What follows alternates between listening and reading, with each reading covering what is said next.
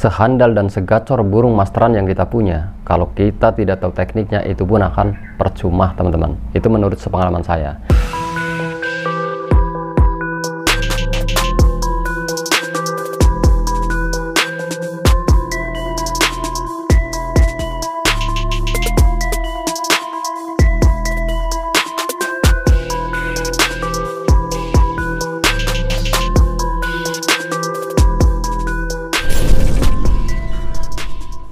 Assalamualaikum warahmatullahi wabarakatuh. Bertemu lagi bersama kami Aina Bird Farm, channel yang mengupas tentang seputar burung dan penangkaran. Di pertemuan kali ini Aina Bird Farm akan membahas kesalahan-kesalahan kicomania dalam memasterkan burung sehingga tidak cepat masuk, teman-teman. Bahkan tidak satupun yang masuk. Ini berlaku untuk semua jenis burung ya, teman-teman. Nah, kami sifatnya hanya berbagi ya, teman-teman. Bukan guru, juga bukan suhu. Jika merasa video ini bermanfaat, silahkan disimak. Jika tidak bermanfaat, silahkan diabaikan saja, teman-teman. Oke, langsung saja. Untuk memasterkan burung itu biasanya ada dua teknik yang sering digunakan kicomania ya, teman-teman. Teknik pertama dengan burung asli alias burung hidup, dan teknik yang kedua dengan MP3 ya, teman-teman. Jadi bagaimanapun, walaupun dengan burung hidup dan MP3 itu juga kalau kita tidak tahu tekniknya itu bisa gagal ya, teman-teman. Bahkan tidak satupun yang masuk, teman-teman. Oke, kita bahas dari yang pertama ya, teman-teman, yaitu memasterkan burung dengan burung asli alias burung hidup, teman-teman. Untuk yang kedua nanti dengan MP3. Nah, untuk memasterkan burung dengan burung hidup alias burung asli, ini juga harus ada teknik, teman-teman. Bukan berarti kita asal-asalan memasterkan burung walaupun kita mempunyai masteran yang handal, teman-teman. Oke, kesalahan yang sering terjadi, kita memasterkan burung dengan burung yang kita masterkan itu tidak ada jarak, teman-teman. Jadi bukan burung ini cepat masuk, justru sebaliknya, teman-teman. Ini menurut sepengalaman saya. Sehandal dan segacor burung masteran yang kita punya, kalau kita tidak tahu tekniknya itu pun akan percuma, teman-teman. Itu menurut sepengalaman saya. Karena dalam memasterkan burung itu tidak boleh terlalu dekat antara master dengan yang dimasterkan, teman-teman. Kita kasih contoh. Burung yang kita masterkan burung cucak hijau dan burung masterannya adalah burung cililin. Kalau terlalu dekat, burung tersebut justru akan merasa takut, teman-teman. Karena pastinya burung cililin itu akan kenceng sekali, teman-teman, suaranya. Karena pastinya kalau kita mempunyai masteran, pastinya dibutuhkan masteran yang gacor. Bahkan kalau burung yang mentalnya tidak kuat, justru dia akan merasa drop, teman-teman. Walaupun kita mempunyai masteran yang handal, malah justru yang masuk itu burung di sekitar kita ataupun burung di tetangga kita, teman-teman. Nah, ini bagaimana kesalahannya, di mana ini? Kalau menurut pengalaman saya, itu dikarenakan burung ini memang jangan atau tidak boleh ditaruh terlalu dekat burung yang kita masterkan, teman-teman.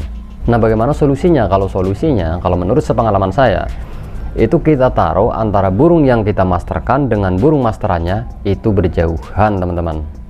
Jadi kalau kita menaruh burung masteran kita di belakang, burung yang kita masterkan itu di ruang tamu maupun di depan rumah, teman-teman. Ini kalau teknik yang benar menurut sepengalaman saya. Nah, teknik ini justru akan lebih cepat masuk, teman-teman. Karena terdengarnya juga tidak terlalu tajam. Karena ditaruhnya itu jaraknya berjauhan, teman-teman. Nah, itu kesalahan yang pertama. Sekarang kesalahan yang kedua, memasterkan burung dengan burung asli alias burung hidup. Tapi tidak cepat masuk, bahkan tidak masuk satupun. Kesalahan yang kedua adalah di burung master yang kurang gacor, teman-teman. Jadi kalau kita punya masteran itu diharuskan burung yang benar-benar handal dan gacor, teman-teman.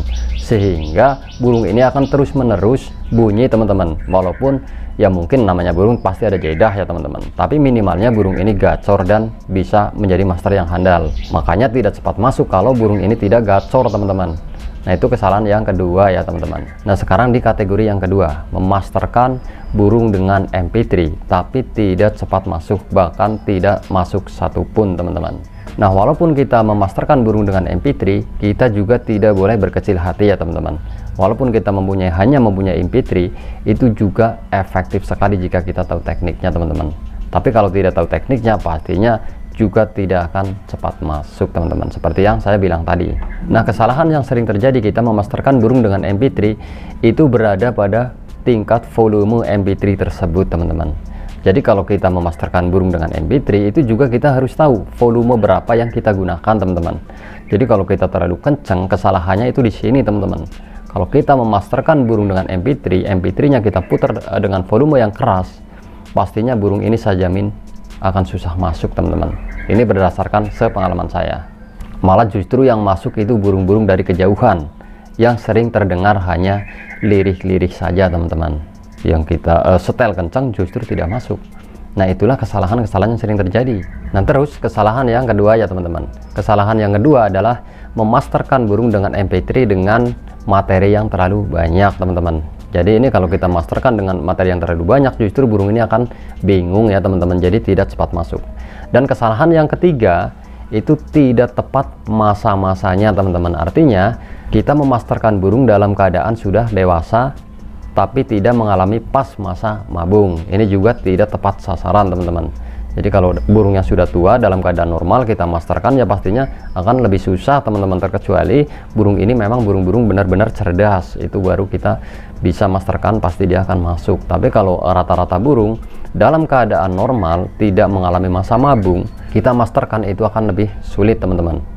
Nah, terus bagaimana solusinya? Kalau untuk solusinya, kalau menurut sepengalaman saya, kalau memasterkan burung dengan MP3, yang pertama adalah volume harus lirih tapi masih terdengar teman-teman. Dan yang kedua, kita memasterkan pas pada waktunya, yaitu pada masa mabung, masa-masa trotol teman-teman. Kalau sudah dewasa ya kita harus menunggu masa mabung. Kalau masih masa-masa trotol ya pasti dari masa trotol sampai dia masa-masa mabung pertama teman-teman. Itu menurut sepengalaman saya itu lebih tepat seperti itu teman-teman. Nah, kalau untuk materinya itu cukup satu materi itu 1 minggu maupun satu materi 2 minggu, itu lebih efektif dibanding kita setiap hari ganti-ganti materi. Jadi burung ini akan lebih bingung nantinya. Jadi cukup satu materi 1 minggu maupun 2 minggu ya teman-teman, baru kita ganti dengan materi yang lain. Nah, kalau untuk jamnya kita setar biasanya dari jam 7 malam sampai pagi teman-teman. Pertanyaannya, apakah masuk jikalau burung ini sedang tidur kita masterkan? Kalau menurut saya sih tetap masuk teman-teman. Nyatanya kalau kita memasterkan pada malam hari sampai pagi itu lebih efektif, dan pada nyatanya itu lebih cepat masuk teman-teman, walaupun dalam keadaan dia tidur. Ya mungkin juga dia pas masuk pas dia masa-masa belum tidur, dan dia masa-masa bangun tidur paginya, itu juga bisa ya teman-teman. Tapi kalau kita bolak-balik menyetel MP3 sebelum dia tidur, terus dia nyampe nunggu tidur, terus kita langsung bangun pagi, kita setel lagi di pagi hari, pastinya ini akan lebih ribet ya teman-teman. Jadi kalau menurut saya itu lebih efektif kita setel dari malam hari sampai pagi teman-teman. Makanya dibutuhkan baterai yang lumayan kuat teman-teman, sehingga dalam kita memasterkan itu tidak mati di tengah-tengah ya teman-teman. Nah, untuk yang terakhir, menurut sepengalaman saya, untuk memasterkan burung itu dalam keadaan di kerodong ya teman-teman. Jadi dalam keadaan di kerodong burung akan lebih tenang dan akan cepat masuk teman-teman. Nah, mungkin itu yang bisa kami sampaikan. Semoga bermanfaat buat kicomania seluruh Nusantara. Salam lestari. Assalamualaikum warahmatullahi wabarakatuh.